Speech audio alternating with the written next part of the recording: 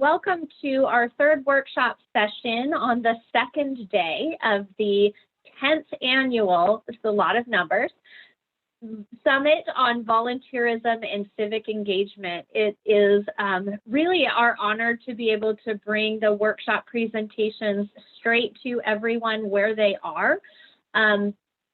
In a normal year, we might be having everyone come to the ASU West campus and participate in extra networking and other really fun things that happen at in-person conferences.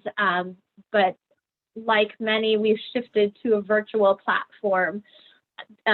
We're really excited to be able to host still this year, and I think the virtual platform has allowed more folks to be able to participate than in years past, not having to travel. And we've seen even people joining us from other states, which is really exciting and something we haven't experienced before.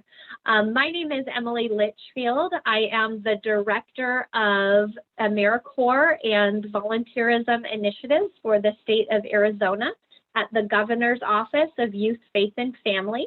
As I mentioned, this is our 10th annual summit, and we're really excited that so many folks have attended multiple sessions over the last 2 days.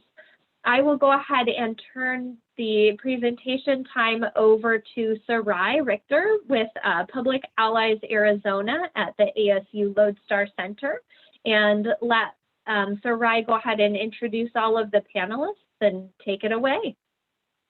Thanks, Emily. It's so good to see so many names that I recognize in the group. And so thank you all for coming today and being with us. I just want to do a short introduction before we have the panelists take over. The purpose of this panel is to really give voice to the AmeriCorps members themselves and allow them to talk from their experiences. So thank you for joining us today. As Emily said, my name is Sarai Richter. My pronouns are they, them. I have been in the field of national service for some time now. It's been about almost 15 years that I've been either an AmeriCorps member, a VISTA, a Peace Corps volunteer, or working for one of those agencies under a specific grant or deliverable. This session is entitled Nothing for Us Without Us. I have with me today 4 AmeriCorps members who are currently serving in the Public Allies Arizona program. Public Allies is a program supported by an AmeriCorps grant. The Public Allies program is a national movement committed to advancing social justice and equity by engaging and activating the leadership of all peoples. The allies you see before you have come from different communities and hold singular identities and experiences and as individuals of our larger society. They come to us today to tell us their stories and to provide insights into what it means to serve in AmeriCorps as a minority, the barriers they face, and some best practices for those who coordinate AmeriCorps programs to integrate into your own recruitment and diversity, equity, and inclusion practices.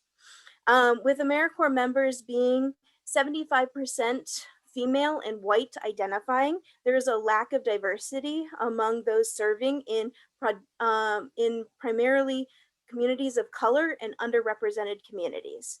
As many of you are starting your recruitment for your next cohort in the next coming months, and perhaps have reflected on the Black Lives movements that have opened so many of our eyes to the inequality of systems set in place, I ask that you open your minds to changing the status quo and the oppressive elitist hiring practices and how these practices have prevented so many from serving their communities. I want to begin by saying that we had 5 allies and AmeriCorps members who were planning on joining us. However, one individual had to drop out of our program as an AmeriCorps member just this last week due to economic family situations. Jasmine, who was planning on joining us, had to leave the program as a Black woman who, when it came down to representation within AmeriCorps, represents less than 10% of the overall program and is one of the highest demographics in population that unsuccessfully complete the program as an AmeriCorps program, if you look at the statistics. I wanted to address this and give you some perspective on some of the data that the AmeriCorps allies themselves will be providing you for today and their individual perspectives. And so with that, I'd like to introduce the 4 panelists. If each one of you would like do a little wave or something when I say your name, and this will be the order that they'll also be presenting in. And so human rights activist Marissa, or Figs, pronouns they, them. Disability activist Gregory, pronouns he, him. Environmental sustainability activist Allison, she, her. And mental health activist Rita, she, her pronouns. And so I will pass it off to Figs to begin our discussion. All right, thank you very much, Sarai. Good afternoon at this point, everyone. I'm Figs. I'll introduce myself by jumping right into it. I am what I like to call a member of the alphabet mafia. That is, I identify as a homoromantic, asexual, and non-binary. I'm what I'd like to call culturally Catholic. And I was fortunate to grow up in a upper middle class environment, meaning that when I was diagnosed with ADHD in elementary school, my parents had the means and resources to get me into therapy, training, life skills, so that I was able to succeed in school. I'm also a member of the Hispanic community, as my dad is very proud to remind people. Figueroa is in fact a Hispanic last name, not an Italian. My dad almost got in a fist fight with a dude over that one time. Great story. But this all comes to the fact that I have been in a unique position where, being as white passing as I am and having a milder case of ADHD, I got to see members of my own community discriminated against as though I wasn't a member of them.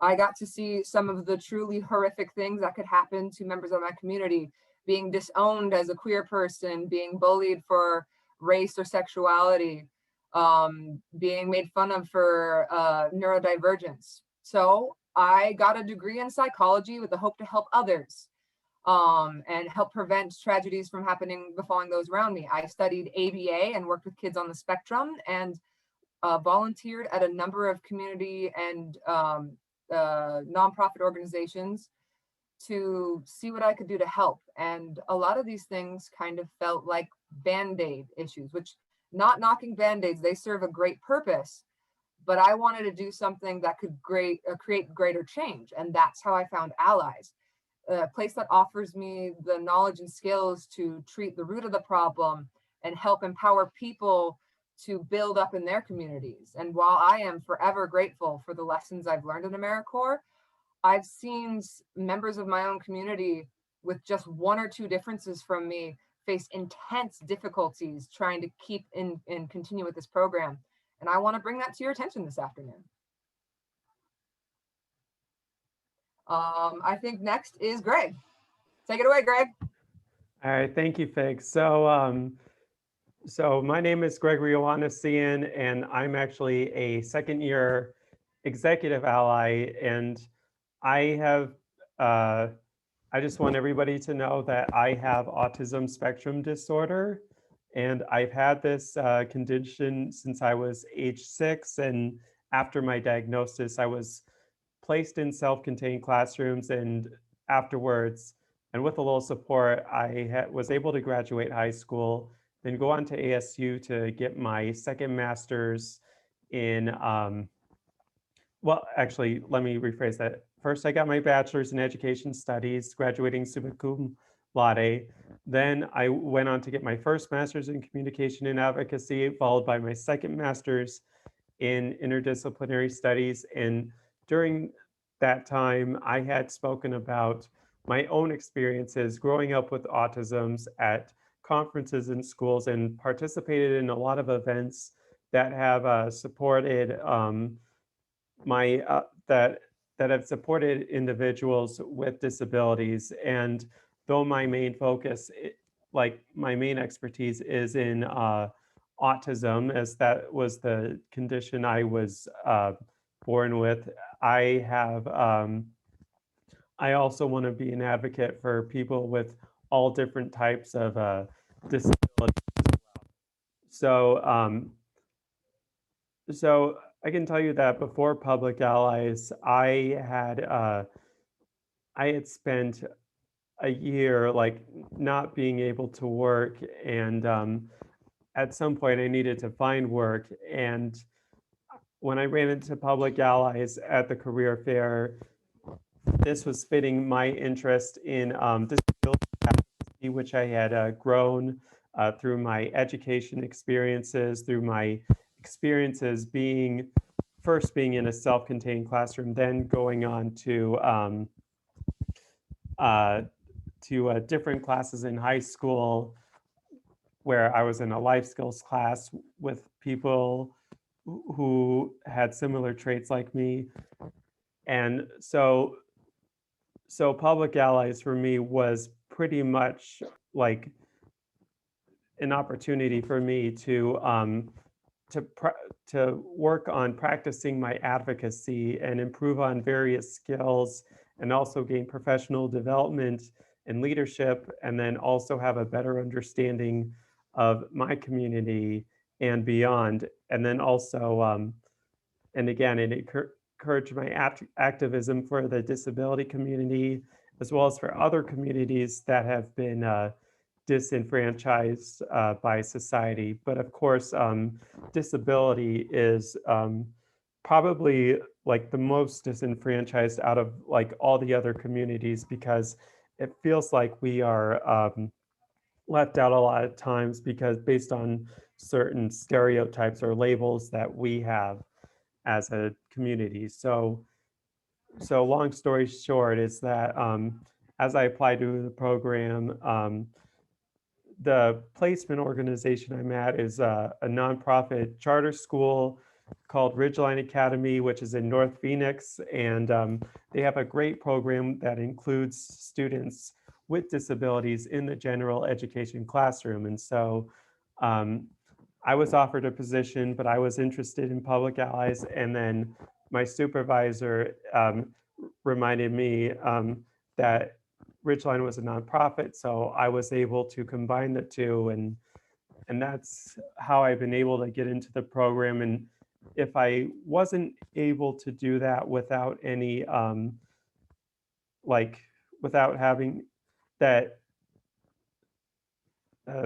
I'm sorry if I pause a little bit, but anyway, if I hadn't had reached out and included and had suggested Ridgeline as a placement organization, I can tell you that going through the process of applying to Public Allies or any AmeriCorps program in that sense would be very difficult, because I can tell you that that with the application process, it can be challenging to answer any questions that have boxes that pretty much ask open-ended questions, or also like when they ask you to, for example, list skills in categories such as communication, leadership, and teamwork. Well, for a person with autism, that can be those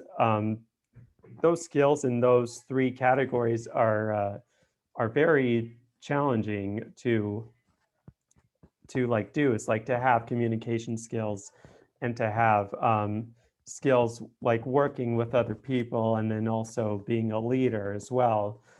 And that's not really like talked about in a sense, because of all these different labels that people have about autism and disability. And then also what else? I mean, so here That's I a am. perfect introduction, Greg. Yeah. Okay, so yeah, Yeah. bottom line is that I am at Ridgeline doing stuff for them. So Thank you.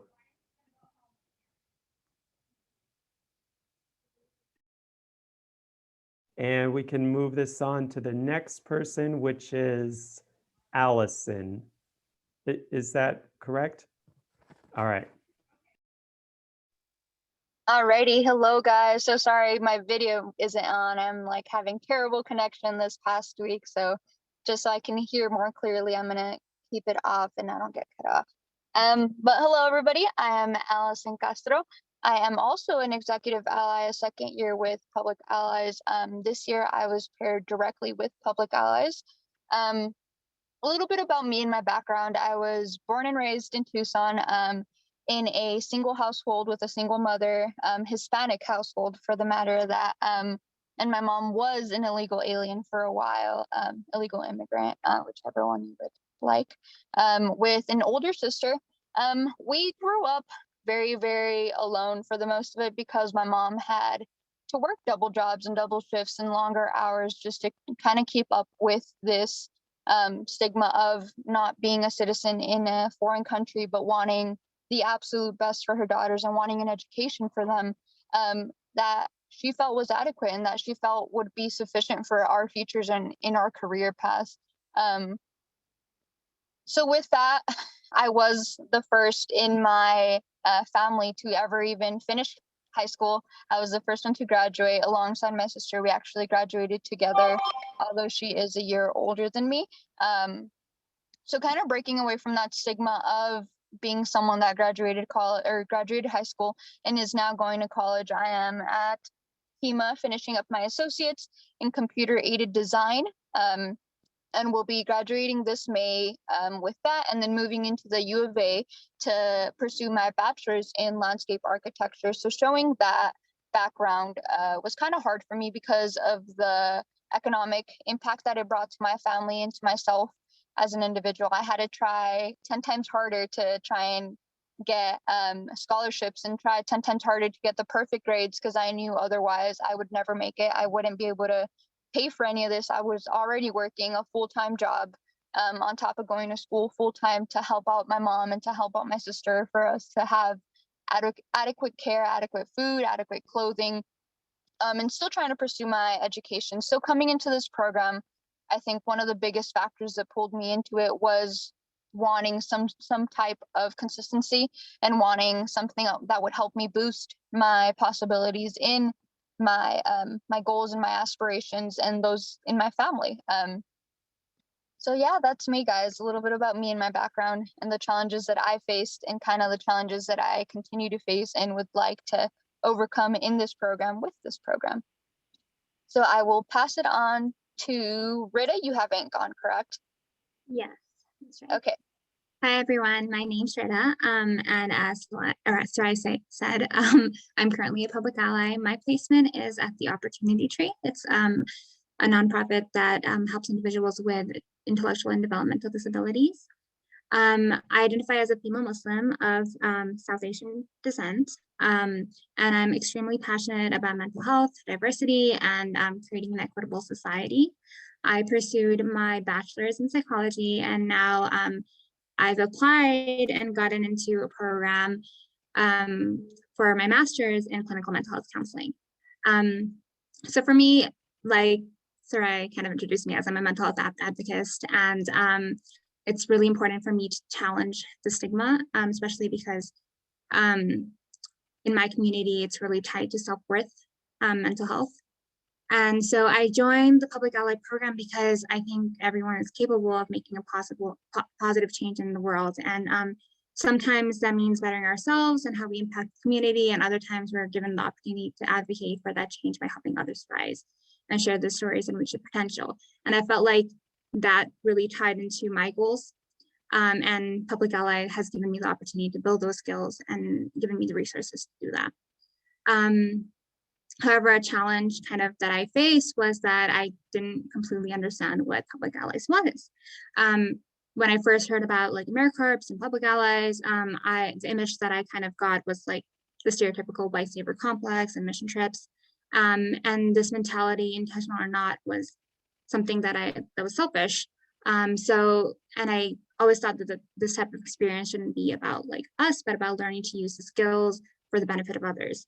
And so by this, I don't mean to diminish the concept of volunteering altogether, because that's so critical.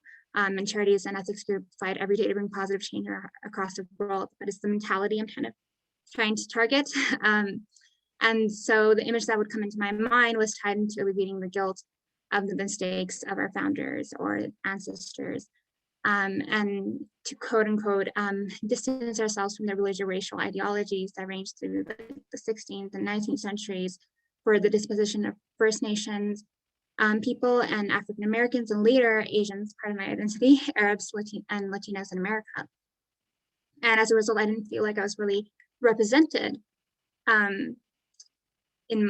or like my community was represented, because I felt like people saw us as someone almost as a stepping stone.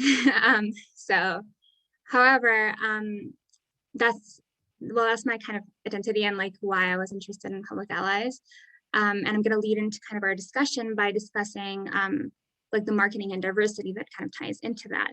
So I learned that like this program was started by President Lyndon B. Johnson, and it was to fight the war on poverty, which essentially was kind of racism, because Johnson designed his policies and thus programs to redress past racial wrongs, where at the time Martin Luther King Jr. voiced his discontent and kept pushing for job creation and massive redistribution.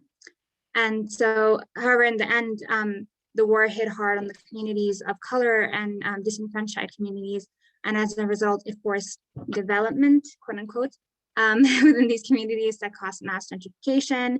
And this caused like the price range within the communities to increase and outpriced individuals already living there, forcing them to move out of their own neighborhoods.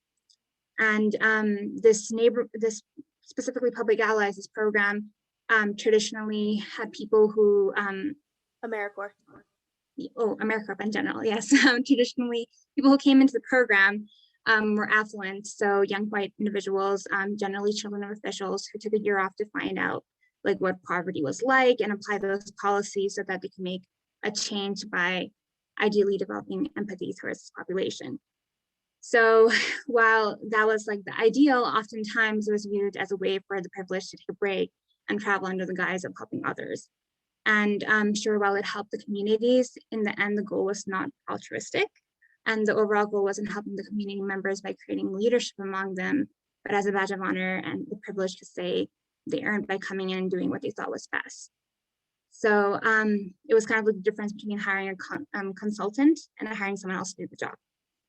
And so I think one thing that I wanted to talk about was that if we want to change the population that's going into the program, the system has to mirror that change. Our goals have to kind of mirror that. And the history of America hasn't represented that. And I think we are moving towards change in that regard, but I think there's a lot more that we need to do now. And so I want to start out by saying that the demographic data does not represent what the website is targeting. So if you look at the Public Allies website or the AmeriCorps website in general, 90% of the website, AmeriCorps, sorry, is charting 90% of the website features people of color, but alumni demographics, based on the available stats from 2016 and before, indicate that only 30% of the population represented that.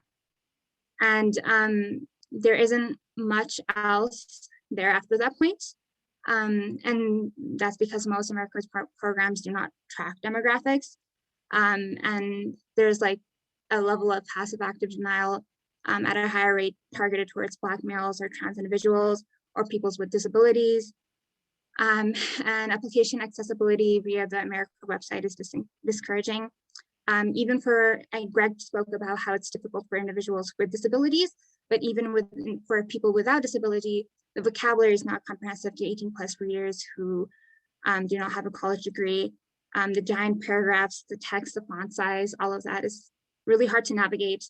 The references can be discriminatory for people who are just out of high school, because the goal is to build leadership within these individuals, but a lot of times people just out of high school don't have professional references, or don't even know how to present themselves in interviews or through the resumes.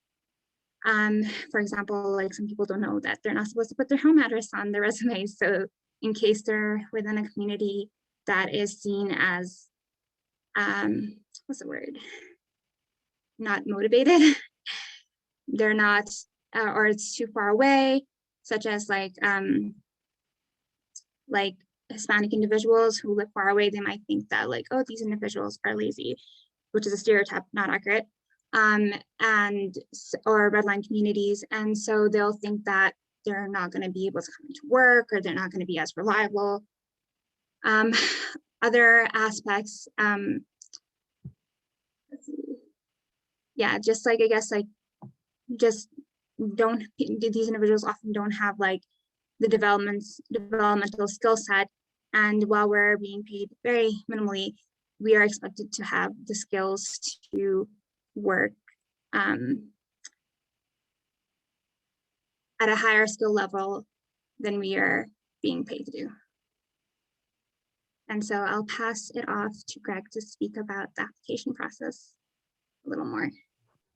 Thank you, Rita. So yeah, so I guess how this opportunity is published, like whether you apply for Teach for America or Teach for America, Peace Corps, Public Allies, or Senior Corps, it's basically how they're how these opportunities are published and where. So, I mean, do I have the option to share my screen really quick? Oh, I do? What did you want to show, Greg? Well, I just wanted to show really quick what the website, the AmeriCorps website has posted on how to apply for the Public Allies program. AmeriCorps? Yeah, through the My AmeriCorps website. Okay. So let me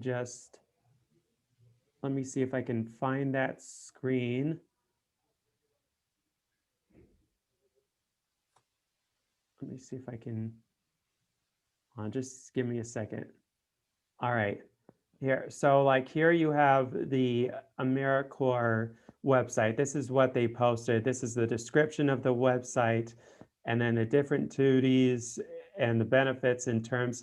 So you can see it's like not as descriptive as you would think it would be. So and then I can tell you, so I'll stop sharing. And then actually, but before I do, so if we go here to Indeed, so this is what they post on Indeed. So it looks, so it's pretty much the same thing as what was posted on My AmeriCorps. You got the job title, you got the description, and then the duties and the benefits, that they're all pretty much the same thing. So let me stop sharing so that I can also say that when you look on it and Indeed or even on the AmeriCorps site, it looks like it's a job and you don't really know what type of job you're applying for. It's more looking like an internship, and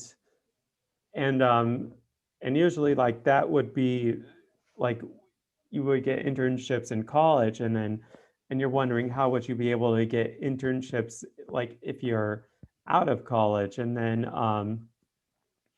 also the salary isn't really made clear either. So it's like you don't see like how much that you're getting on the Indeed site or the AmeriCorps website. It's like you have to go to a job fair or something just to get a better understanding of what to expect and how much and how much you'll be earning and so on and so forth. So Greg, I'm sorry, I apologize for breaking in, but let me ask you, do you know whether or not those positions, are they contractual? In other words, 12-month contract positions?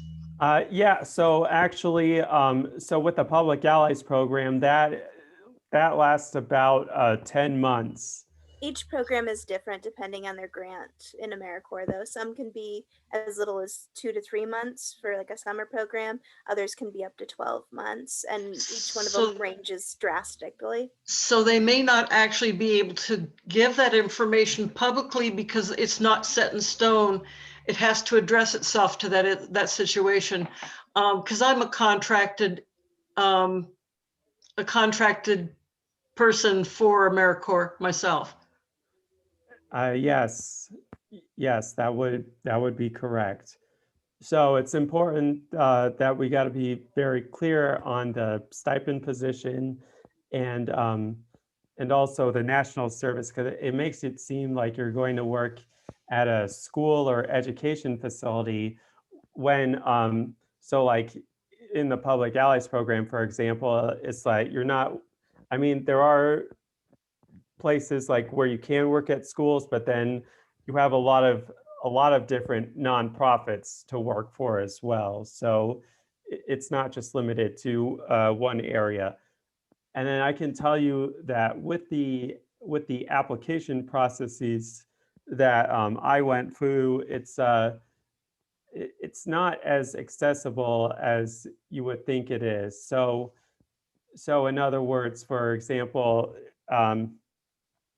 like with the application itself, like whether on AmeriCorps or in one of the programs, I mean, it can be difficult to process sometimes. So for example, on the AmeriCorps application, the text can be a little bit too small and it can be too close together, and it can make it really hard for somebody with somebody not just with autism, but also someone with dyslexia or even with ADD or ADHD, that it would be very hard to read because it's so many words and those words can jumble up.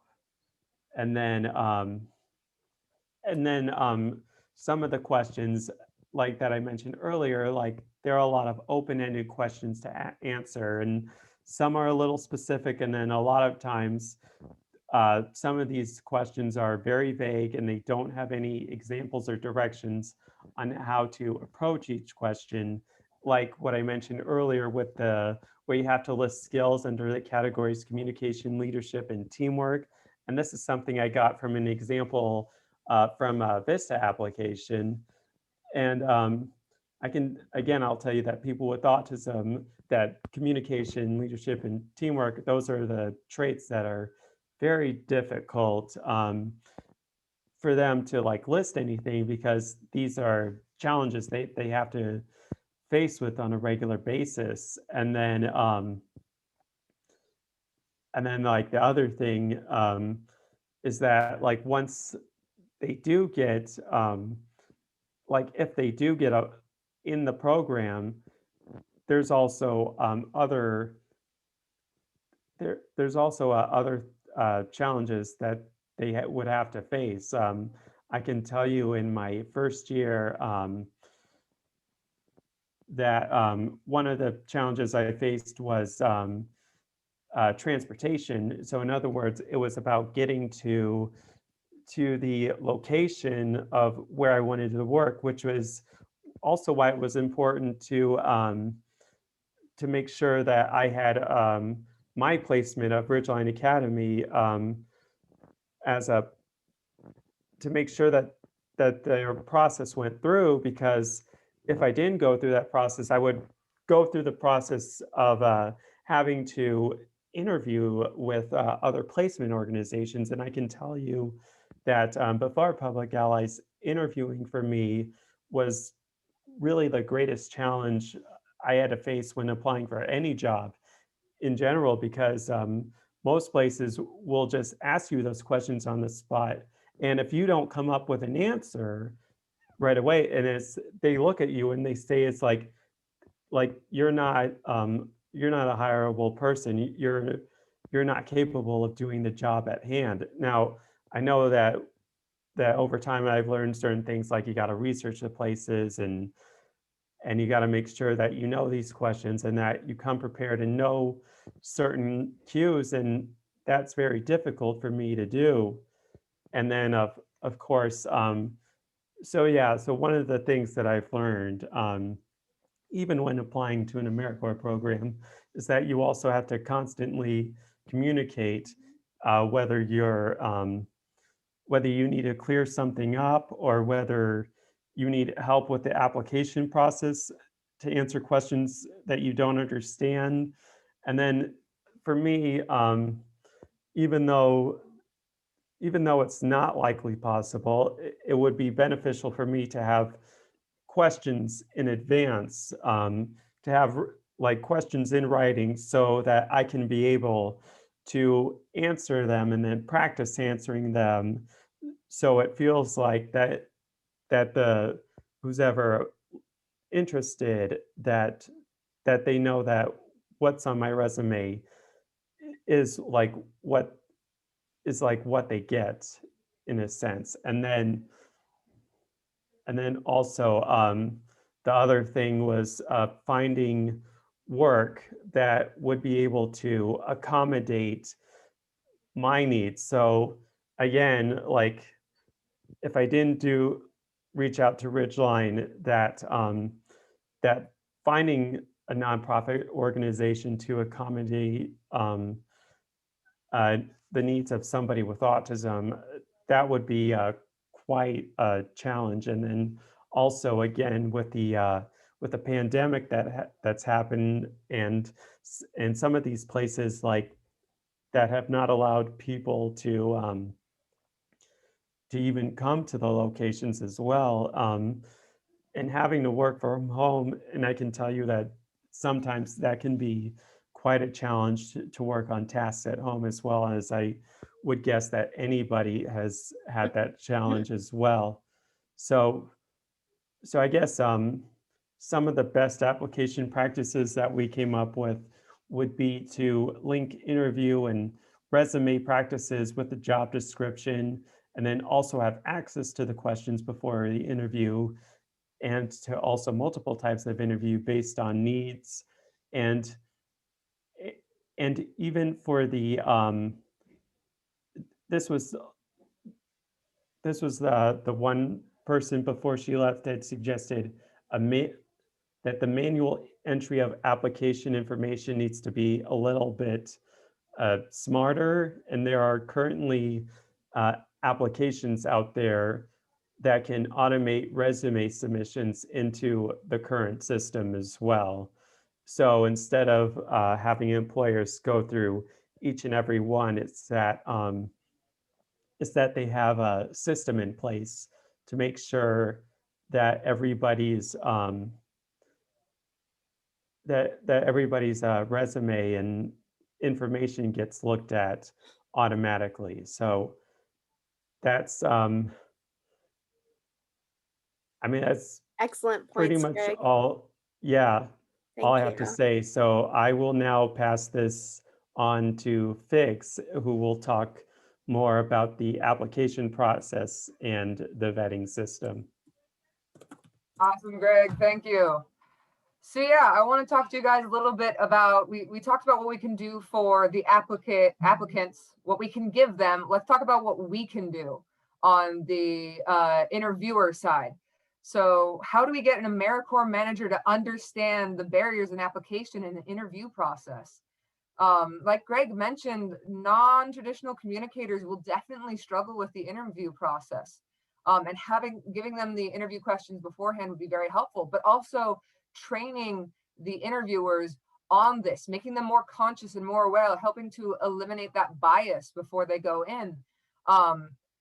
I recently was very privileged to witness a actor with Down syndrome do an interview with Special Olympics organization. And one of the accommodations we made ahead of time was he gave us the interview questions, and we got to pick from the interview questions and select what we wanted to hear. And he was able to present himself really and truly at his best, so he could show us what he was truly capable of. He's been in multiple films and he did a fantastic job. And while he still struggled, because we had that bias already broken down, because we had been informed and educated ourselves, we were able to get the most out of him and were able to see him shine, and it was fantastic. And so that's one of the things we really need to take a hand on and work with, is making sure that we get the most out of our interviewers. Not everyone communicates in the same way. Then moving on, not everyone's going to get trained on interviewing. People coming out straight out of high school, no college experience, or even some college students aren't going to get trained on how to do interviews. They're also not going to get trained on some workforce skills. There's been studies done recently that indicate that while many college students think they have 50% of the skills that the job recommends that they have, most employers look at them and say, no, you only have 25% of the skills. And that's a huge gap. Like, how is that happening? And while I can come up with a number of theories, you know, we took out home ec and things like that, there is a gap where people are coming in without these skills, and we're expecting placement organizations to say, hey, we want them, or places to say, hey, this is a good person to take, but we're not giving them the opportunity to learn this skill. We have no means of telling by an interview. We've seen studies on interviews that it's not the best way to get a sense of the person, as we've talked about the previous problem. So how can we make a judgment whether or not they have the appropriate skills to join the program, to go work in the workforce? It would be better, one of our suggestions was to give them a 3-week training of how to be in an office environment, specifically for programs like Arizona Allies. So that way they look competitive for these placement organizations. These placement organizations don't feel like, oh, we have to train up this person. They go, oh, this person has the skills, we can run with them. And then in the communication between AmeriCorps and the interviewers, there can be a lot that goes on, a lot that changes in a year, a lot that's happening, and that can cause miscommunications, wires to get crossed. And it's not fair that people should be penalized either way, the organization nor the person nor the member. So we need to make sure that we have a clear avenue of communication, a singular language that we are all speaking, whether that comes in the form of both parties set reminders. I know Google Calendar invites have been really helpful for me as a person with ADHD. Having those reminders show up are the reason I'm able to perfectly get on time and be early to all my events. But some people aren't going to, some members aren't always going to realize that that's an option. So sending those ahead of time as part of the organization can help prevent disqualification, confusion, and miscommunication. And then I'm going to circle back a little bit to the application process. I just want to point out that before I got to Arizona Allies, I was a delivery driver working the late night shifts and early morning shifts. So middle of the day, as I am in between my shifts, I am on my phone filling out applications, and the application for AmeriCorps is not mobile friendly in the slightest. And that's losing not only a lot of opportunities for you guys, but it's also preventing a large demographic from being able to access it. If you are a student, you might have access to your school computer to use it, or you might have to share your computer with your family, your older sibling who also has school. So you're only able to use your phone at a certain time. If you're a busy working person, you might not be able to use your work computer to do this. I would actually strongly suggest against it. But then that leaves you with maybe after your 8-hour workday, maybe a few hours when you get home, when you're exhausted, the best time of day for you to do it, middle of the day at work on your phone. So it would be it would be a boon to this program if they were able to move into the telephone age and get their program applications on a mobile device. Even Indeed, although I know it is on Indeed will take you back to AmeriCorps, and then you run into the same problem. And 75% of job searches are done via the phone. That's 75% of people you are missing interacting with. So that's just some of the things I wanted to share with you guys. I will now head it off to, sorry, I need water, to Allison to talk about pay scale and diversity. Yes, thank you, Biggs. Okay, so a little bit about the pay scale. So traditionally, just to start it off, we target people who come into the program are people who are affluent. It's usually young white people, and those that can kind of take a year off from their normal life, people who can afford to use this more of as an experience rather than an actual job and something that will sustain them. Because there is a lot of confusion on having this job on the website. A lot of what we find on the website is talking about the gross income and the total that is being paid to you prior to tax exemptions. So you see this big, beautiful number being stated and you get excited, but the clarity doesn't come in. It doesn't let you know that all this is kind of like a stipend position that gets broken up into months. And in those months, based off of where your position is, where you are partnered with, they can pay you weekly, bi-weekly, or even monthly. And that is without tax exemption. So based off of whatever it is, your situation, maybe, I know everybody gets taxes reduced differently. You aren't being paid that full amount. And that full amount is often what people that are of minority are looking forward to, because it is the sense of consistency, the sense of security, but you don't get that. So a lot of times we do lose people to the program due to the fact that they can't afford to stay in the program while working these full 40 hours. Something that is often not known is in some states under certain laws, nonprofits and educational organizations are allowed to pay about 85% of what minimum wages, being AmeriCorps being one of those programs.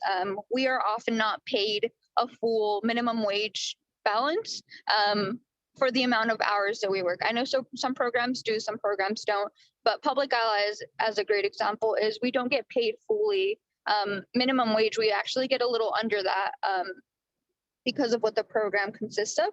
And when it comes to kind of like what it realistically costs to survive, some of the factors that go into this are poverty thresholds, prevailing wage rates, and socioeconomic indicators like inflation, things of that sort. So when you look at these smaller factors, you have to take into account, are we being provided enough to actually meet that mark of what is meant to kind of fall under what minimum wage constitutes, and what will keep you at a comfortable rate without kind of like missing out on those essentials and those critical needs. So people expecting that, usually when they come into the program, they're easily diverted. Like immediately we lose so many of our people throughout the program. We have maybe an 80% retention. Sarai, correct me if I'm wrong. For those that start the program and will fall through the program due to the economic status and the inability to maintain in the program. So a little bit more clarity on that versus like with the gross versus net income disclaimer. And yeah, just kind of like needing that clarity, not only when you apply for the program, in the whole application process, in the job description, in the interviewing process, but also after that, after the fact that you've come in, making it clear again, making sure this is something that each individual can follow through for the 10 months, because it is a commitment that is hard to follow through, and it does include different benefits, but sometimes even those aren't enough to kind of make up for that missing amount in our wages.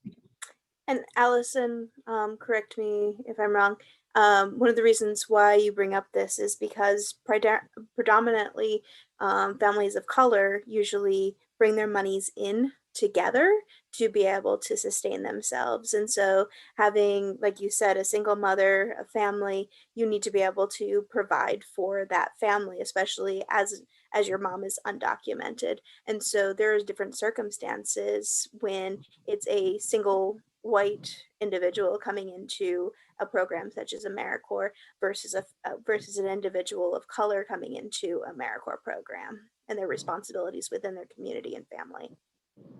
Yeah, you're totally right. There is some families that do have that barrier. Of course, it doesn't reflect across the board with every community, every household, but it is a factor that some people play into. And I've met many people, including myself, when I was younger. I knew my family was a family that put our money together and kind of depended on one another to be able to supplement the income of the main moneymaker. And sometimes even the main moneymaker isn't making enough money to sustain a small family. And usually it is larger families that come together hoping to put that income together. So not having that security and knowledge up front kind of takes away a lot from the efforts of them being able to keep looking for a job that might meet their needs, but they spend the time coming into the program and they stop the search for a job thinking they found a position that has perfectly met their needs and their worries, just to be met with the problem a little later down the line and being told, hey, like, I cannot do this. I am not economically capable of continuing in this program. Thank you all. And so is there any other final points from the panelists themselves before we start accepting questions from the other attendees?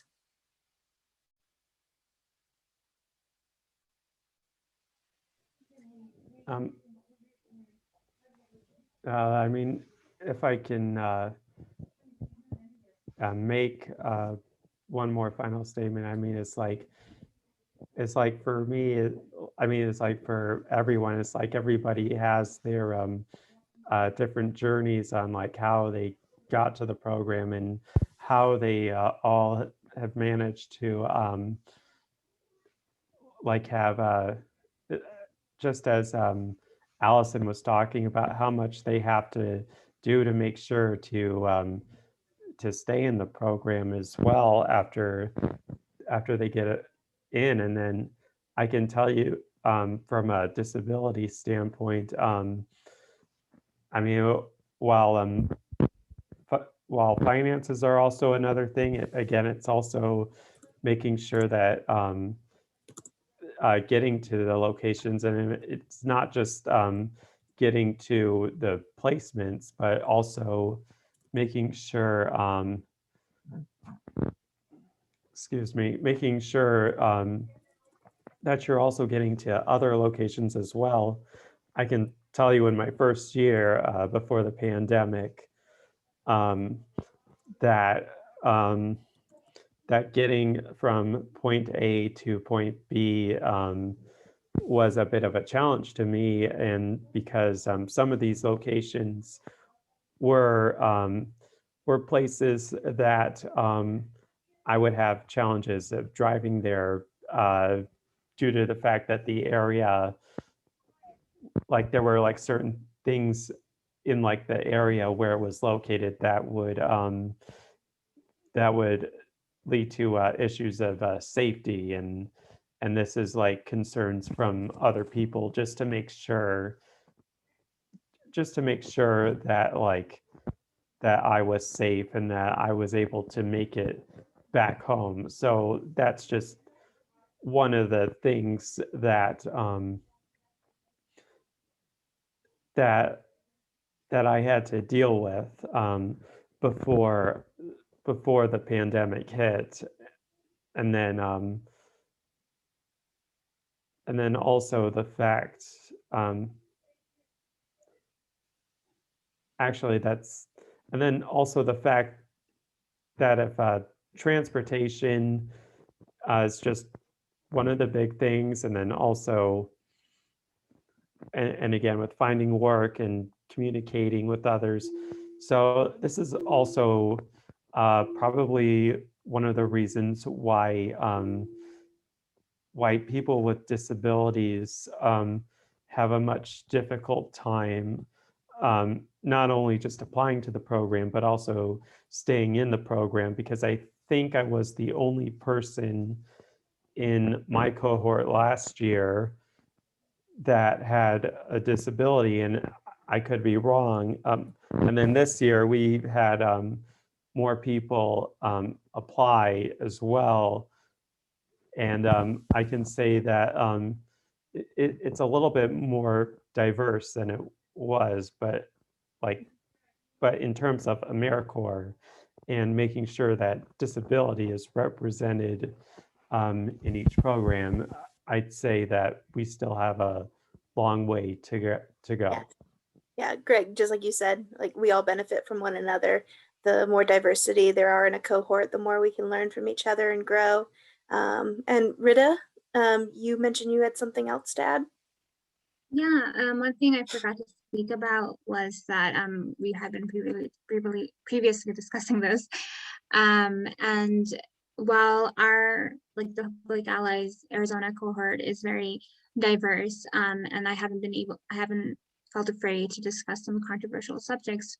We discussed how there are some other cohorts that don't feel like they're capable of speaking freely in our discussions and trainings because they're scared their stories and input are not welcome or might compromise their safety.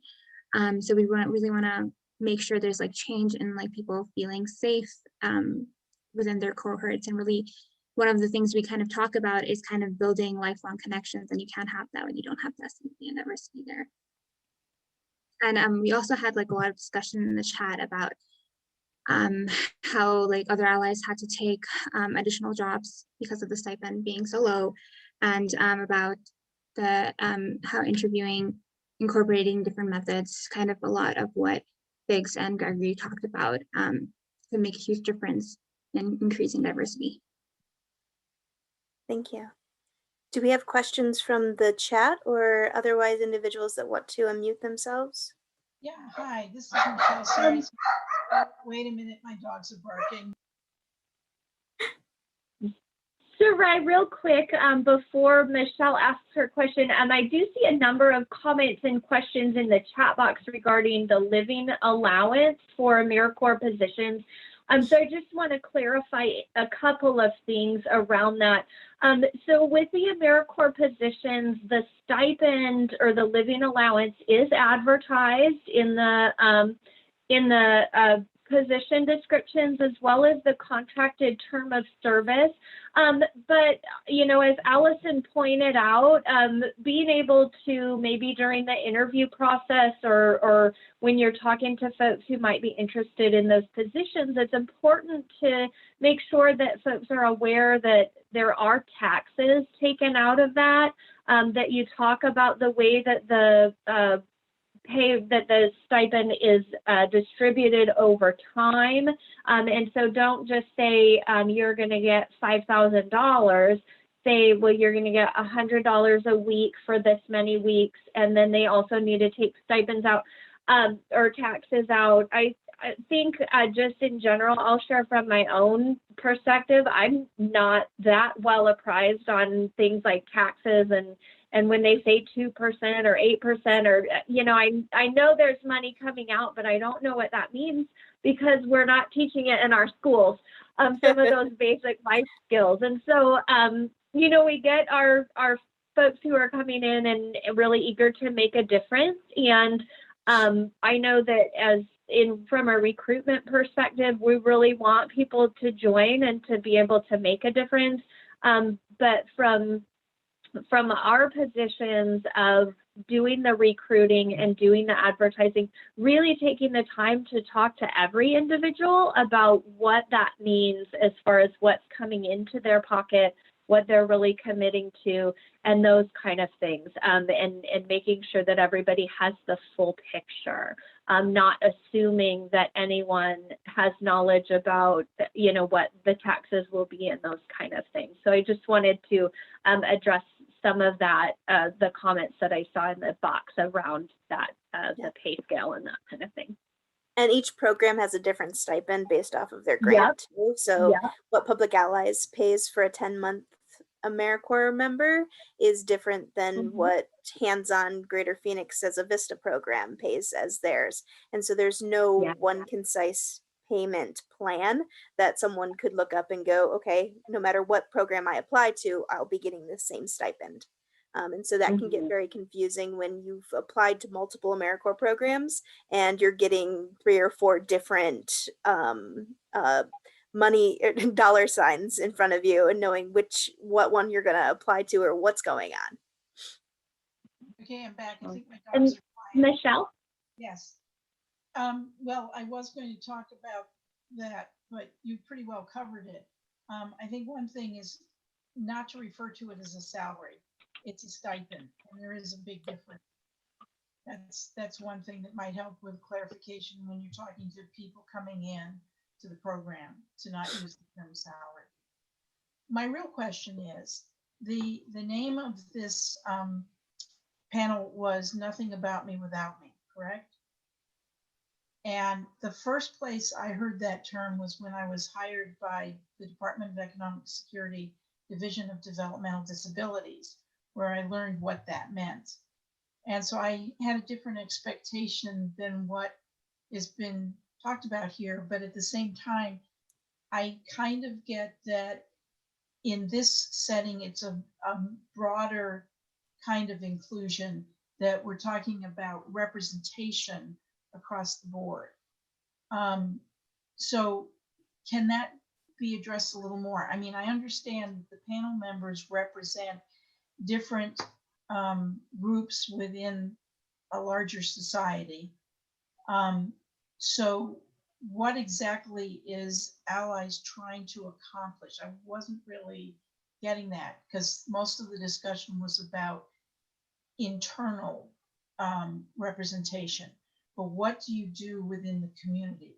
For example, I'm in Caring Circles under AmeriCorps, and I have clients that I go and visit. Most of them are elderly, and I'm out in the community doing that function. So if that could be addressed. Yeah. Rita, do you want to take that question? I heard like a little bit of it, and then my internet went out, so I heard like sorry. you speaking about like, so Michelle was talking about okay, never mind. Figs looks very excited to answer this. I was just gonna throw out my sort of take on it. Was we want to see more members of our communities, the communities we're trying to raise up, because as AmeriCorps allies, we are trying to go to the community level, get in the communities, our communities, and help them build up. But here we are, a sort of amalgamation that is not really representative of the communities we're trying to build up. So we're trying to fix this recruitment process so we can get more of those members of the community in, so that they can learn the skills necessary to help build their communities up, so that it truly is nothing without them, nothing for them without them, so they can have a say in building up their communities. Thanks, Figs.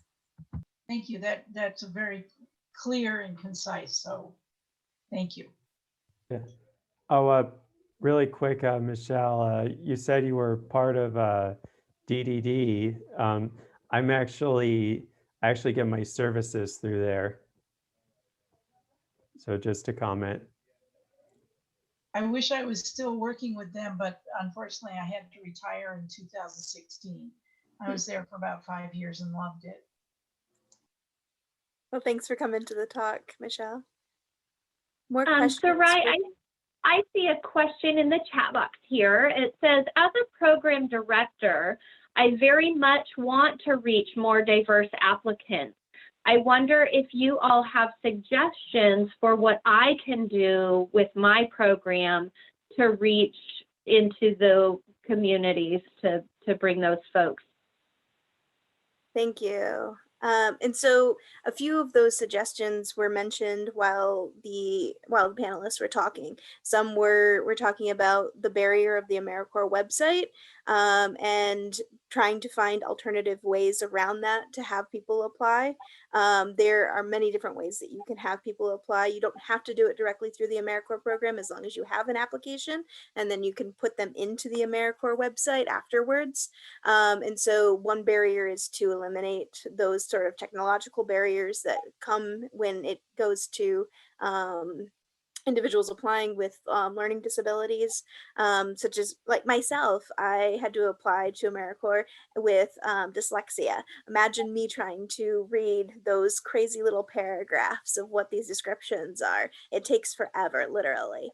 That's one way that you can increase. Also, I'm going to pass it off to our other panelists to talk about some of the other bullet points that they brought up. Rita, I see you're off mute. Yeah, so I think another part about the application that I wanted to talk about was that we were also saying that it's not really accessible over like a phone. And so that's like a major problem, because a lot of people apply that way with their smartphone and say they don't have access to computer, things like that.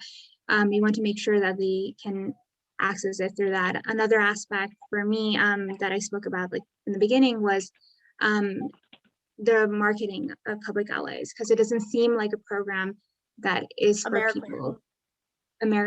well, yeah, keep AmeriCorps in saying general, public it doesn't. Everyone here is a public ally, and so that there's a miscommunication when it comes to public allies and AmeriCorps. Yeah, sorry. But yeah, so there's like there, the way that it's kind of like marketed, it doesn't seem like it's something for, say, people of my, that represent my identity. And so I think there's a lot of like, there needs to be a little more marketing there done. That's like, it's like, okay, this is something for you as well, because we need to change that like narrative that's been there from the beginning. And I feel like there hasn't been much change there. So.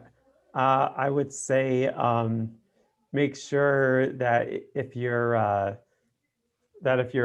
developing an application, or that if you're forming your application around AmeriCorps, I would say be very clear and concise on what's needed to register, and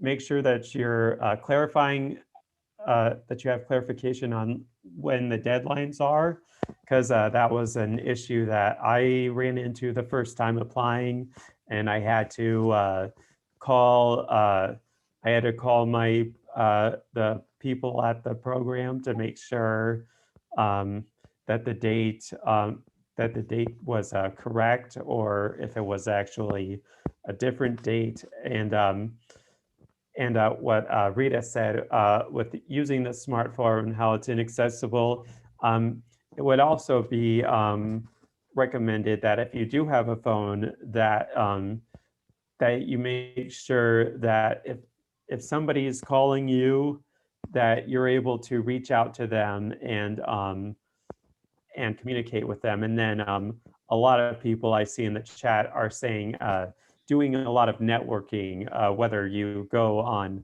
LinkedIn or and then someone had just posted that that we look for community centers or churches to connect with folks from different backgrounds. I would say you can reach out to those places, and then also reach out to anywhere else in the community where like, in other words, where you have the opportunity to post your job position. I mean, you can put it on bulletin boards, you can describe it more on your webpage, whereas you see the examples that were shown on Indeed and the AmeriCorps website, is that when you posted it, it's more descriptive. It's more descriptive of the benefits of what you do and everything else. Ultimately, if people don't see themselves within your program, they're not going to apply to your program. And so if they're not already represented, or you don't have those community connections, it's not going to happen. I mean, myself as a queer individual, I'm going to be looking for communities that I feel safe in. And so, building your DEI, or your diversity, equity, and inclusion, understanding where you sit at the table, is going to be able to raise your level of intention when doing your recruitment also. And a lot of your placement organizations, because many of you might be working as the holder of the grant, but then you're placing your AmeriCorps members other locations. Ask those locations to be finding the AmeriCorps members. If they're a part of that community, then they should be looking within their own community to be able to serve. And so that's a great way to be able to buy the community for the community when doing recruitment. I have another question. It's Michelle again. When you talk about the ways in which you go about recruiting, I can think of two groups that are often overlooked. One is the deaf community, and the other is the visually impaired. And I had a visually impaired client, and it was a real challenge because there were so many things she wanted to do and couldn't, because there wasn't an adaptability on the part of other people to help And her. exactly. There's a level of advocacy that is a little bit higher that you have to take on as an organization when you're promoting programs for the neurodivergent, for racial diversity, and for economic and social inequalities and peoples in these communities to be able to have these positions. We have an individual who actually, I think Nick is with us right now. Nick is our is of the deaf community, and she's one of our AmeriCorps public allies. And it takes a lot of advocacy and learning on our part to, and us trying to learn along with her, provide services, and then also making sure that her placement organization, and when she interviewed, she had the capabilities to interview that suited her, and also that the organizations were well aware of her needs and making sure that she received services. And so these are things to take into account on where you are on the spectrum of being able to serve individuals outside of your own identity. Melissa, And I see, oh, I was going to say, I see we have a hand raised from Melissa. And Fitz, did you have a comment on this or something else? Okay. Melissa, if you want to go ahead and unmute. Sure. Thanks. I was thinking about these application barriers and thinking about phones and accessibility. And I wonder if it wouldn't just be simple enough for us as program directors to have a Google form, since that has a lot of accessibility and can be like much more visually appealing than the My AmeriCorps portal, and really think about simple ways to interact with the Google form versus trying to do, if we want big, long paragraphs, we could certainly have that in an interview. We wouldn't necessarily need to be reading that ahead of time. And so I wonder if you think that would be an acceptable step. Yeah, there's lots of different ways to engage with populations.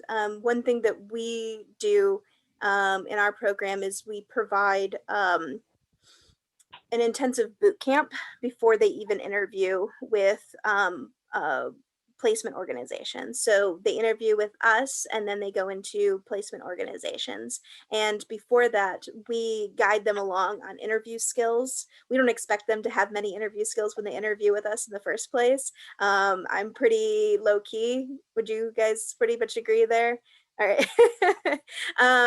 We don't expect them to be able to write essays. We don't expect a well tailored resume or those sorts of skills the first time they interview with us.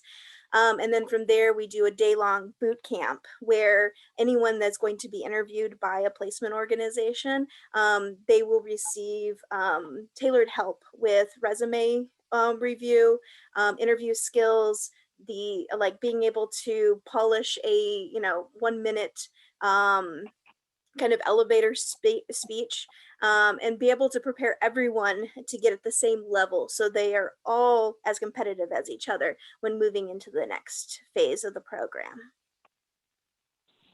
Yeah, and I will say really quick, Melissa, is that what you suggested is also a good idea to have, because I know that with Google Docs, you can actually have everything listed in Excel spreadsheet, which is a great feature to have. Yeah, and sometimes the great thing about the Google is it'll read to you, and so that limits a lot of disabilities issues that you may be coming up against. Great point. Any other questions before we have about 2 more minutes before we have to do move on?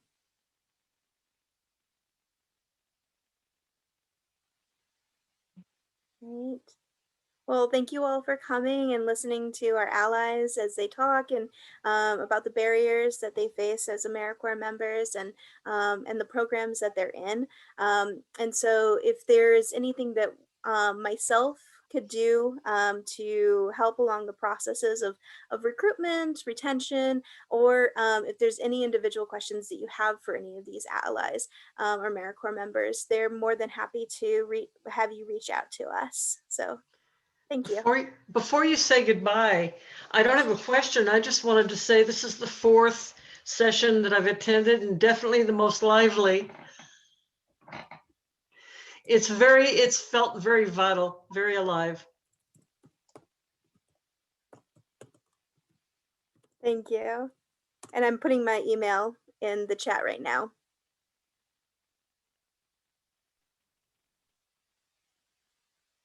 Awesome. Well, thank you to all of our panelists for participating in the discussion today. Allison, Rita, Greg, Sarai, and Figs for being here and sharing their personal experiences and some great opportunities for each of us to be able to make our volunteer and AmeriCorps opportunities more inclusive and more accessible. And sometimes we just have to not do things the way that we've always done them, start to think outside of the box and challenge our own assumptions about why things are done the way that they are. So thank you all for being here today.